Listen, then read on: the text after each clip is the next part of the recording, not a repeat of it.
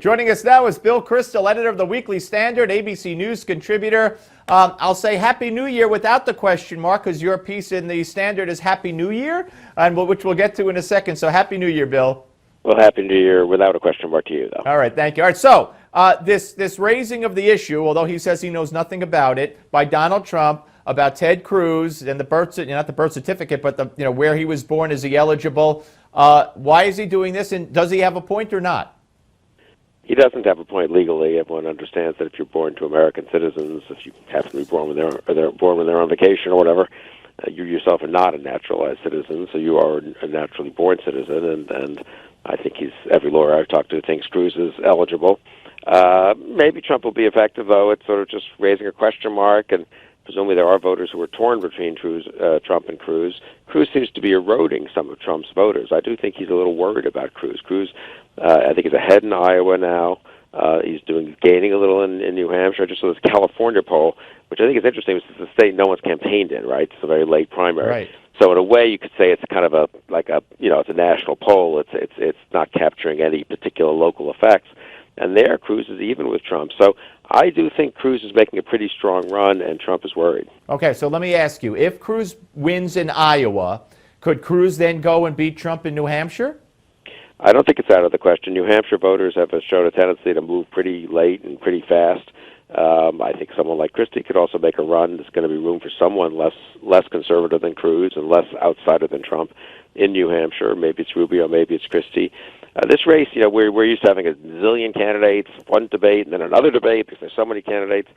But honestly, by about February 10th after New Hampshire, we could be down to 4 or 5, I think. So I think we haven't quite, I feel this personally, it's hard to almost adjust to kind of get ready for, okay, the elimination rounds are coming very, very fast. Let me ask you about Christie. A lot of people think, he has a lot of baggage that ties to Obama, his previous stances on guns, Bridgegate, everything, and Trump has been attacking him on some of those issues.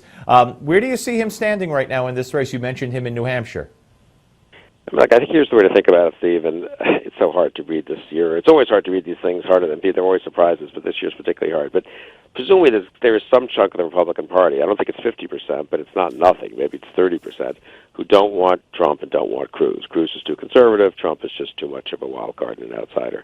They're going to be for someone. I mean, they may start out being for 3 or 4 people, for Christie and Bush and Kasich and Rubio.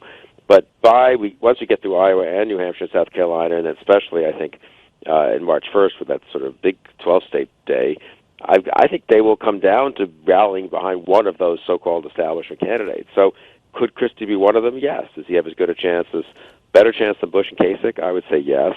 Rubio right now I'd have to put a little ahead of Christie in that intra-establishment primary. Now, does that establishment guy win the nomination? I wouldn't bet on that this year. I think Trump or Cruz could beat him.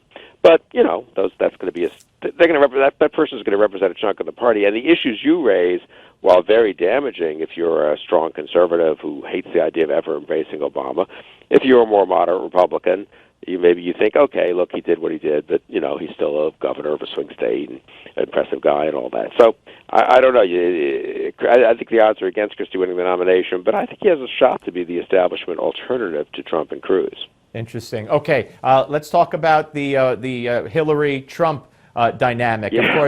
Of course, we know how it started. Hillary basically accusing Trump of sexist. So Trump tweets out, "Be careful, be very careful," and then she brings Bill out on the trail.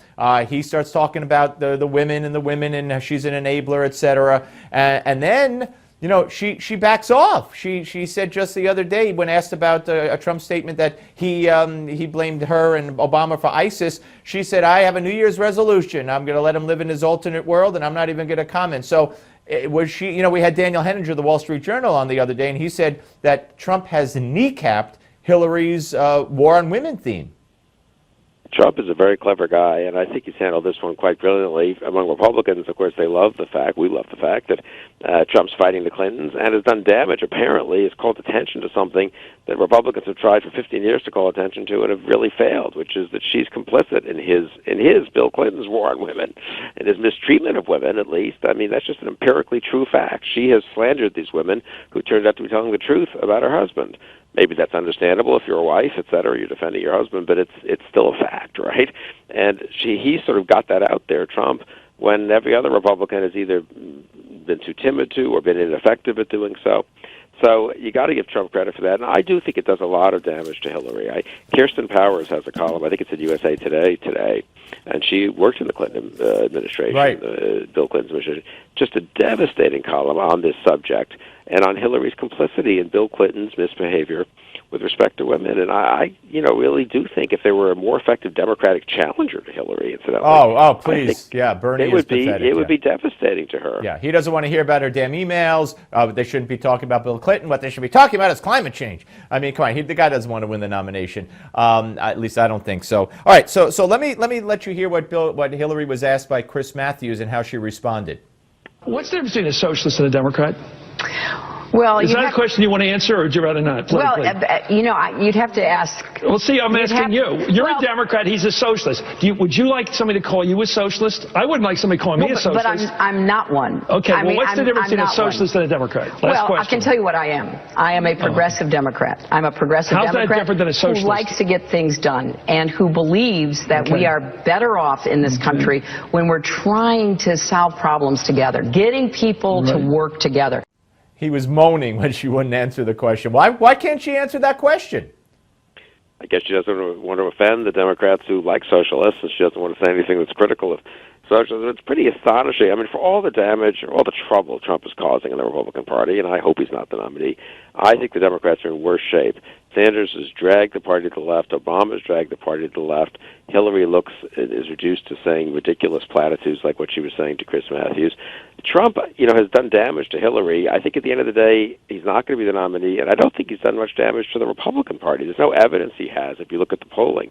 I keep coming back to what I said in my editorial. The biggest development of 2015 probably, from the point of view of 2016, may not have been Trump. It will be if he's the nominee. But if he's not the nominee, it won't be Trump. It'll be the fact that Hillary started the year with something like a 54-42 approval-disapproval. Yeah. And ends it with that almost exactly reversed. I think it's like 43-52, something like that.